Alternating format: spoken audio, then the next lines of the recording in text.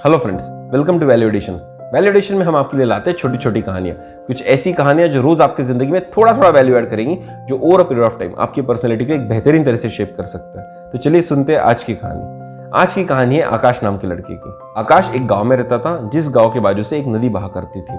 आकाश रोज सुबह उठता था, एक लकड़ी लेता था, उसके दोनों एंड्स पर 2 मटके बांधता था और नदी से जाकर पानी लेकर आता था। आकाश जाता तो था 2 मटकों के साथ, लेकिन जब वापस आता था तो पानी सिर्फ 1.5 मटका आता था, ओनली 1.5 पॉट। ऐसा इसलिए होता था क्योंकि उसके एक मटके को छोटा सा छेद था।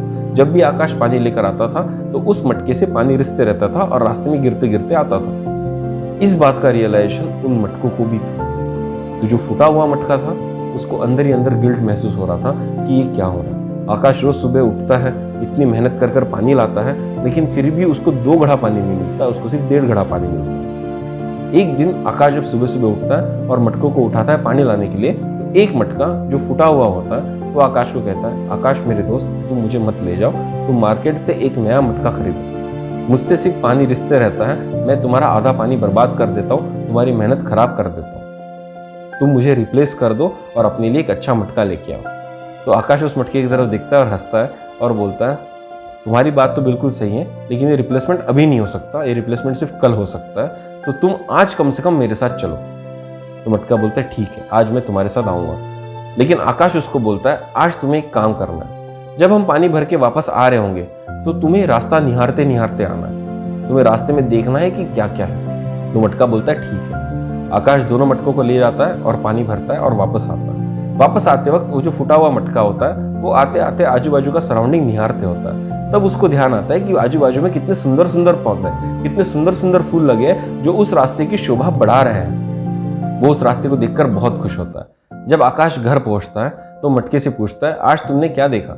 तो मटका कहता है, हम जिस रास्ते से आना जाना कर रहे थे वो कितना सुंदर रास्ता था, मेरा तो ध्यान ही नहीं रहता था उस रास्ते की तरफ, मेरा तो हमेशा इस चीज पे ध्यान रहता था कि कैसे मैं पानी रिसने से बचाऊं, लेकिन सच में वो रास्ता बहुत सुंदर था। तो आकाश उस मटके को पूछता है, तुमको पता है वो रास्ता किसकी वजह से इतना सुंदर है? तो मटका बोलता है, नहीं।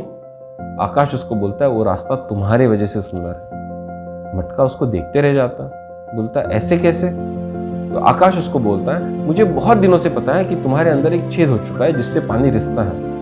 तो मेरे पास 2 ऑप्शन थे, या तो मैं तुमको रिप्लेस कर दूं या तो उस छेद के लिए कुछ करूं। तो मुझे लगा कि उस छेद का सदुपयोग किया जा सकता है। हम जिस रास्ते से आते थे वहां तुम्हारा पानी गिरते गिरते आता था, तो मैंने उस रास्ते पर थोड़े बीज डाल दिए, कुछ ऐसे ऐसे फूलों के पेड़ के बीज डाल दिए जो आज तुम रास्ते में देखते आ रहे हो। क्योंकि तुम्हारा पानी रोज रिसता था, उन पेड़ों को रोज पोषण मिलता था, रोज पानी मिलता था, और उसी के वजह से वो बड़े हुए और आज वो रास्ता इतना सुंदर दिख रहा था। तो मटका सोच में पड़ जाता कि मेरे वो बूंद बूंद पानी गिरने से कितने पौधों को पोषण मिला, कितने पौधों को जीवन मिला, और आज वो रास्ता कितना हरा भरा हो गया। उस दिन मटके को अपना इंपॉर्टेंस समझ में आता। तो दोस्तों, हमारे आजू बाजू ऐसे कितने लोग होंगे जो खुद को इंफीरियर समझते हैं। शायद कोई हमारा भाई होगा, हमारी बहन होगी, हमारा दोस्त होगा, जिनको लगता है कि उनमें तो सारे ऐब ही है, उनमें कुछ खासियत है ही नहीं, और खुद को वो बहुत इंफीरियर समझने लगता है। लेकिन हर आदमी में कोई ना कोई खासियत छुपी हुई होती है, हमको बस वो खासियत आइडेंटिफाई करनी है। जिस तरह से आकाश ने उस मटके की कमजोरी में से भी एक खासियत ढूंढ के निकाली, एक ऐसी अपॉर्चुनिटी जो शायद पूरे अच्छे मटके में ना हो, वो सिर्फ उस फूटे मटके में ही हो सकती थी, और उसने उस मटके का सदुपयोग किया। उसी तरह से हमारे आजू बाजू जो लोग खुद को कमजोर समझते हैं, उनकी वो ताकत एज अ थर्ड पर्सन उनको बताना हमारा काम है।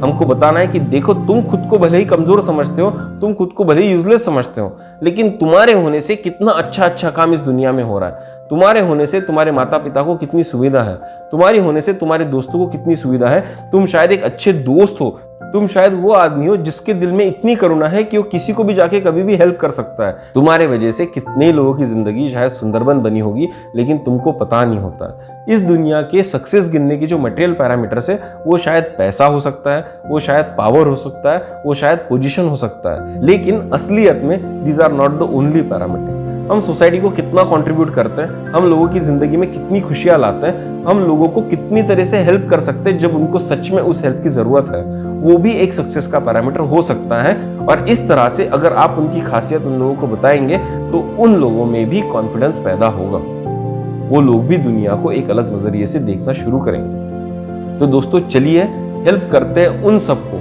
जिनको सच में कॉन्फिडेंस की जरूरत है, जिनको लगता है कि वो इंफीरियर है, क्योंकि इस दुनिया में इंफीरियरिटी नाम की चीज होती ही नहीं है। हर आदमी अलग होता है, हर आदमी का एक अलग पर्पस होता है और हर आदमी की एक अलग खासियत होती है जिससे वो दुनिया में एक अलग तरह से कंट्रीब्यूट कर सकता है। तो चलिए ऐसे लोगों को उनके अलग होने का एहसास करवाएं और दुनिया को एक बेहतर प्लेस बनवाएं। तो दोस्तों, इसी तरह की कहानियां हम आपके लिए लाते हैं जो आपकी जिंदगी में थोड़ा थोड़ा वैल्यू ऐड करेंगे, जो over a period of time आपकी जिंदगी में एक बहुत बेहतरीन बदलाव ला सकता है। कल फिर मिलेंगे एक नई कहानी के साथ। तब तक के लिए सब्सक्राइब कीजिए हमारा चैनल वैल्यू एडिशन। धन्यवाद।